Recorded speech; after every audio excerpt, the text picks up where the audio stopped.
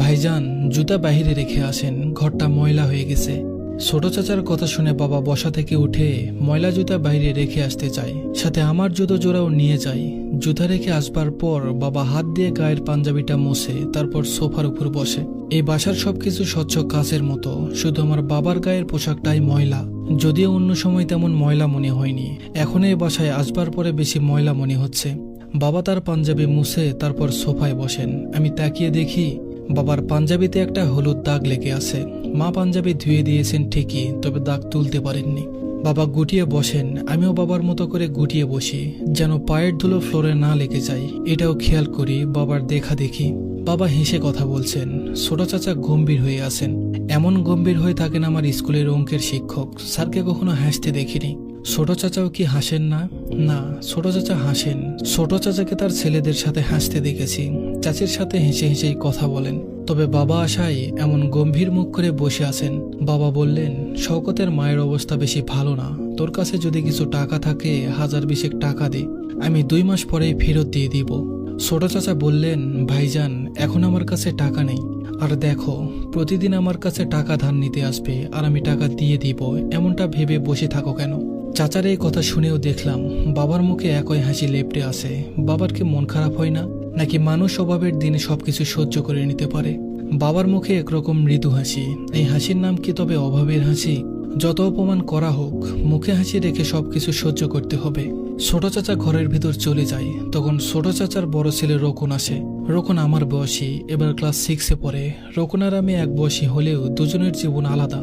রোকনের ঘর ভর্তি খেলনা, আর আমার ঘরে শুধু একটা ভাঙা হেলিকপ্টার আছে, যা 3 বছর আগে বাবা কিনে দিয়েছেন। রোকন এসেই আমার পাশে বসে, আমার কাছে বসে জিজ্ঞাসা করে, তুমি কখনো বরফের ভিতর হেঁটেছ? আমি বলি না। রোকন বলে, আমরা বরফের দেশে যাচ্ছি ঘুরতে। ঘরের ভেতর থেকে চাচা রোকনকে ডাক দিলে ও ভিতরে চলে যায়। বাবা বের হয়ে আসে ছোট চাচার বাসা থেকে।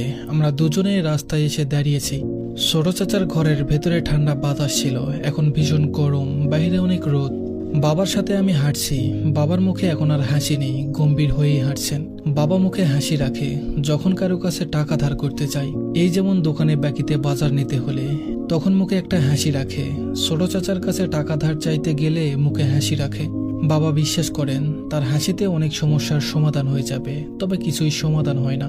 টাকা দিতে না পারায় দোকানদার বাজার রেখে দেয়। ছোট চাচা গম্ভীর মুখে না বলে দেয়। বাবার সাথে হাঁটতে হাঁটতে বলি, বাবা, বরফের দেশ কোথায়? বাবা কোনো উত্তর দেয় না। আমি আবারও জিজ্ঞেস করি, বাবা, সেখানে কি বরফ দিয়ে ঘর বানানো? বাবা এবারও কোনো উত্তর দেয় না। আমি মনে মনে বরফের দেশে একটা ছবি আঁকতে থাকি। বাবা আমার দিকে তাকিয়ে বলেন, শরবত খাবি? আমি বলি, খাবো। রাস্তার পাশে একটা লোক লেবুর শরবত বিক্রি করছে, প্রতি গ্লাস 10 টাকা। বাবা 2 গ্লাস লেবুর শরবত নেন। লোকটার কাছে ছোটখাটো খালি বোতল আছে। বাবা সেই বোতলে মায়ের জন্য 1 গ্লাস শরবত নেয়। শরবতের বোতল নিয়ে আমরা বাসার দিকে হাঁটতে থাকি। মা অসুস্থ হবার পর থেকে রান্নাঘরে তেমন যেতে পারে না। চুলার পাশে বেশি সময় থাকলেই শ্বাসকষ্ট শুরু হয়ে যায়, কাশি কিছুতেই থামে না। এমনভাবে কাশি দেই, মনে হয় আমার মায়ের বুকের ভেতর থেকে সবকিছু বেরিয়ে আসবে। মায়ের আবার কাশি উঠেছে। বাবা রান্না করে ছুটে যায় তরকারি দেখতে। মা ইশারা দিয়ে বলেন জানালা খুলে দিতে। আমি জানালা খুলে দিই, আর জানালা দিয়ে ঠান্ডা বাতাস আসলে মায়ের কাশি কিছুটা কমে। বাবা রান্নাঘর থেকে এসে মায়ের হাতে লেবুর শরবত দিয়ে বলেন, এটা খেয়ে নাও, ঠান্ডা আছে, শরীর শীতল হয়ে যাবে। মা শরবত খায় না, আঁচলটা মুখের উপর রেখে বিছানায় শুয়ে থাকে। মায়ের চিকিৎসার জন্য 35,000 টাকার দরকার। এখন 15,000 টাকা বাবা জোগাড় করতে পারলেও বাকি টাকাটা কিছুতেই জোগাড় করতে পারেনি। বিকেলবেলা বাবার বন্ধু শহীদুল কাকা মাকে দেখতে আসেন। বাবা কথায় কথায় আবার সেই লজ্জা মার্কা হাসি দেয়। শহীদুল কাকার কাছে কিছু টাকা ধার চায় মায়ের চিকিৎসার জন্য।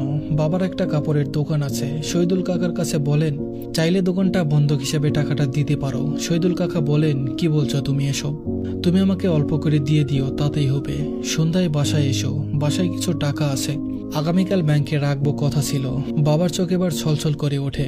মায়ের চিকিৎসা শহীদুল কাকার দেওয়া টাকাতেই হয়। মা পুরোপুরি সুস্থ হতে 2 মাস চলে যায়। আমাদের স্বাভাবিক জীবন চলতে থাকে। বাবা মাসে মাসে কিছু টাকা শহীদুল কাকাকে দিয়ে দেন। আমি কেবল ক্লাস 7-এ উঠেছি। স্কুলে টিফিন টাইমে সিঁড়ি থেকে নামতে যেয়ে পায়ে হোঁচট খাই। ডান পায়ের একটা নখ ভেঙে রক্ত বের হয়। তখন দেখি স্কুলে শহীদুল কাকা এসেছেন। শহীদুল কাকা আমার মাথায় হাত রেখে তারপর চলে যায় লাইব্রেরির দিকে। লাইব্রেরি থেকে বের হয়ে আমাকে বলে স্কুল ব্যাগ সাথে নিয়ে নিতে। আমি বলি, কাকা, আমার স্কুল এখনো ছুটি হয়নি। কাকা বলেন, তোর স্যারের সাথে কথা বলেছি।